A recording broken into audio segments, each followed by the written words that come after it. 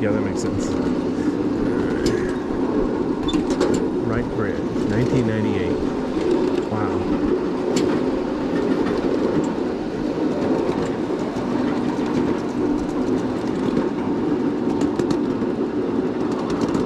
There's the one on the rail on the left is rusty, but the one on the right is not. I think one's ordinary carbon steel, the other might be galvanized steel. I'll have to ask the engineer.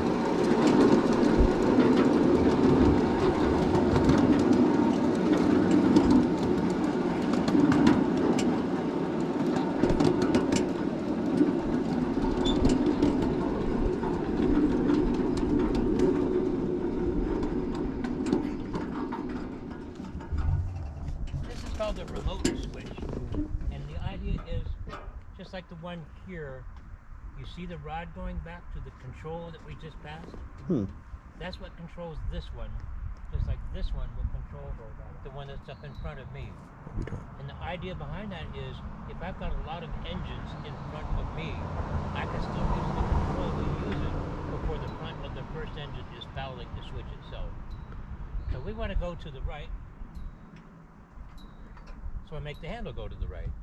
Just another way of helping keep the human engine. Is there a limit to how long a train could be here? 140 feet. Wow. That's the length of our sidings, so a train can get by one another.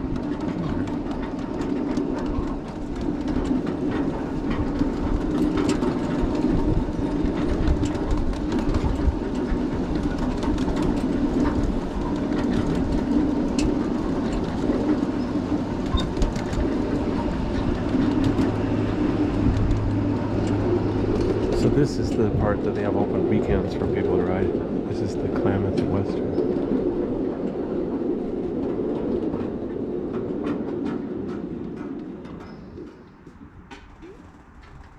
When I see really young people on the train, it will guide as to how much stopping and talking I can do, out of fairness for everybody on the train. We want this to be interesting for you as well as the grown-ups. So I'll keep this part short. History, this is where it all began. In the late 70s, a man bought a piece of property with a house on it here, and he put up a small layout. You can kind of see the size of it right through here. Well, it ran just fine for a number of years. A good friend of his came along. Quentin Green was his name. Guy was about 6'6", real tall man. You're not sure either, are you? 6'3"? 2, all right. Anyway, he had a Lionel train set up in the attic of his house, and he kept knocking his head against the rafters. So he said, I'd like to build a layout that you can spread out on.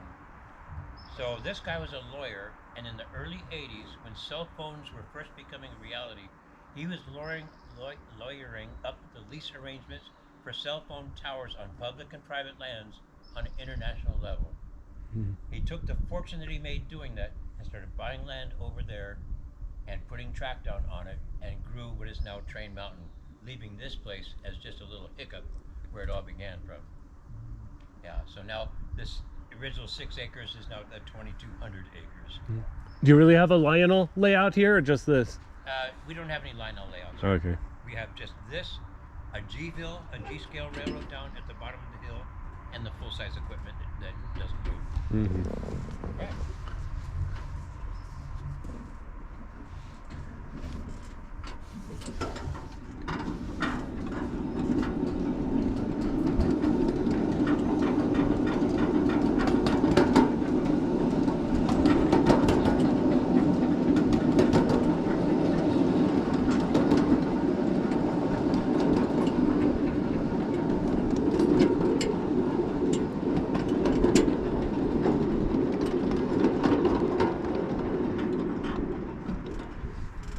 So I want to assure you guys that I won't be stopping this often. Like, this is pretty much the last stop I'll make on this. We just ride. We build all of our own track here. You can't buy this pre-made, so we buy all the parts and assemble it here. And it used to be all wood tie, but it's kind of like worn out. So you can see where we brought in wood tie track panels. And they're being replaced with what looks like cement, but it's actually a recycled plastic. Oh, think of it as being like Trex decking. Wow, okay. And we get that from Saskatchewan. So the steel rails come from Switzerland, the ties come from Canada, but we're an all-American railroad. Yeah. What about, I know some of the rails look rusty and some don't. Are they all made of steel or what? No, the shiny is all aluminum, which Aluminum. is what we started out with, and this rusty is steel that we're moving towards for mainline. Did you want this back? Yes. Oh. Some places, like especially on a switch like this, it just really gets worn down and can start to derail. Yeah. I'll grab that. Another point is the wood just got so ultraviolet rotted that these rails can be moved around like that compared to that. So you take an engine that can weigh over 1,000 pounds and get it onto that loose rail, and it can bad things can happen. What's the weight of this train? The engine weighs just under 700 pounds. Each of these cars are not always.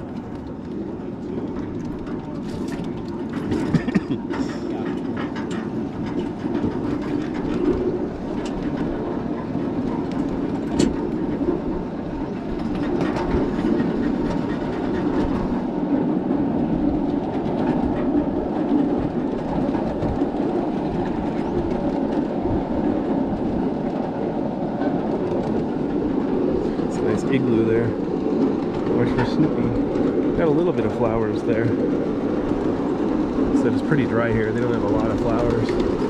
This is the end of June, so yeah. Wow, look down there. That's a fake Galvin hole, by the way. But look how far down the track is. It's all connected, so obviously these trains can handle a little bit of hills.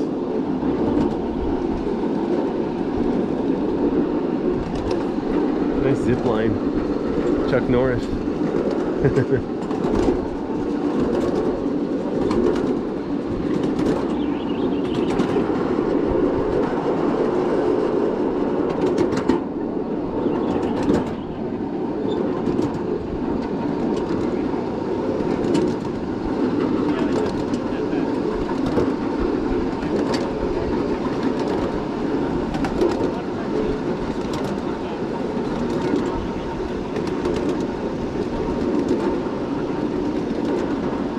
St. John Loop, W for whistle.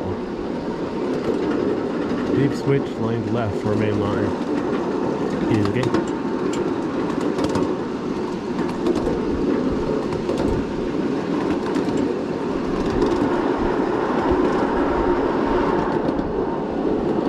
Not sure what's under that mystery tarp. Suspicious.